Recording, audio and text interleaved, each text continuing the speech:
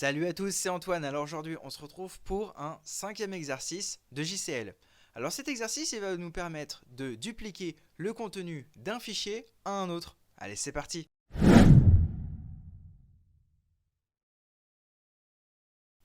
Allez, c'est parti pour un cinquième exercice. Alors l'intitulé de celui-ci, c'est copier un fichier dans un autre fichier séquentiel. Allez, on va tout de suite voir ce qu'on peut faire sur l'émulateur mainframe. Alors on va déjà regarder si on a un fichier séquentiel. Voilà, c'est celui qu'on utilise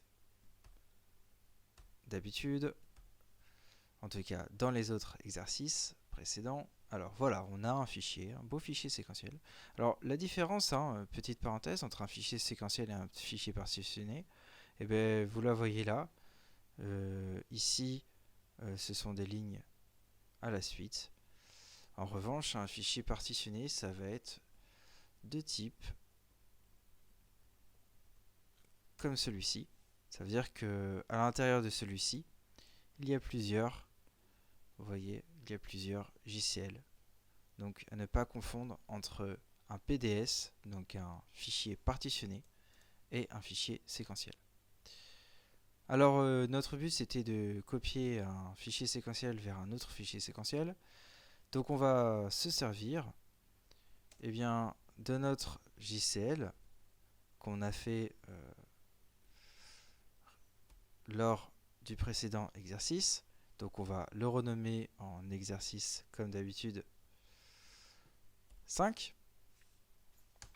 Ok, on fait notre refresh. Ça maintenant, vous avez l'habitude. Et puis, on va rentrer dans ce JCL. On va modifier le job name, comme d'hab. Et ensuite, on va tout simplement, déjà alimenter un nom d'un fichier de sortie correct. Par exemple, on va l'appeler fichier 20. Et ensuite ici, et c'est ça qui va tout changer, c'est ce sort fields. Alors là, on avait un tree de manière ascending, c'était un des premiers exercices. Et bien là, étant donné qu'on veut copier-coller un fichier ville dans le fichier ville sortie 20, on va tout simplement réaliser un sort field est égal à copie. Et cette instruction va copier-coller tout simplement le contenu de ce fichier dans le contenu de ce fichier. Le reste, on ne change pas. Le disp, je l'ai expliqué dans les exercices précédents, mais on se fait un petit rappel. Là, le new, étant donné que ce fichier n'est pas encore créé. Catalogue, c'est quand le traitement va bien, du coup, il le range dans le disque. Puis, le delete, c'est quand le traitement se plante, et bien du coup, ça supprime le fichier qu'il venait de créer. Unit en 3390, comme d'habitude. Et donc la taille assez petite, on est en trax, on n'est pas en cylindre évidemment, qui est relativement ok, opérationnel en tout cas, pour ce type de traitement. Alors on va tout de suite soumettre ce JCL, et puis on va évidemment regarder le résultat.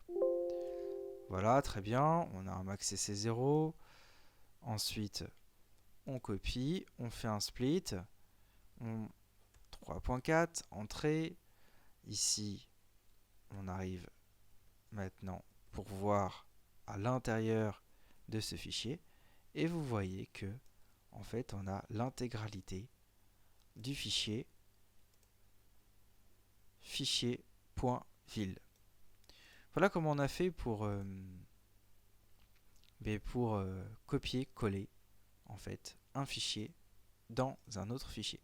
Alors je profite de cet exercice pour faire un petit peu le ménage.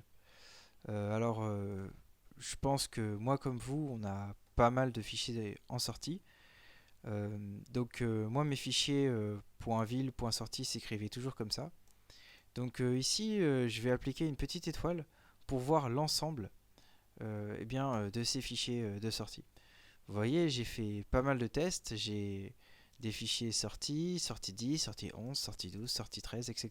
etc. Donc pour libérer de la place dans le mainframe, et c'est ce que je vous conseille, j'applique voilà un D comme delete. Donc tout simplement, vous écrivez des petits D devant. Donc vous voyez par exemple de 10, 11, 12, 13, 14, 15, 16, 17, 18, ils vont être supprimés. Donc du mainframe. Donc là, il faut appuyer pas mal de fois du coup sur delete pour supprimer tous les fichiers. Voilà.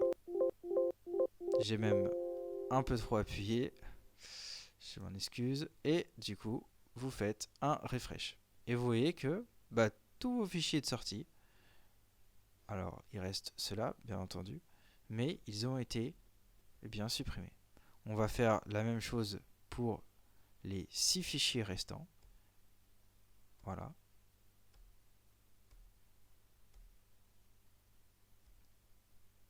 Et voici, ils ont été supprimés. Ils sont encore visibles, mais ils ont été supprimés. Il suffit de faire un refresh, entrée, pour avoir le no dataset name found. Voilà, maintenant les fichiers ont bien tous été supprimés. Voilà, j'espère que vous avez bien compris cet exercice. En tout cas, n'hésitez pas, si vous avez des questions, mettez-les en commentaire. Et surtout, si vous avez aimé, n'hésitez pas à liker et à commenter. Allez, ciao!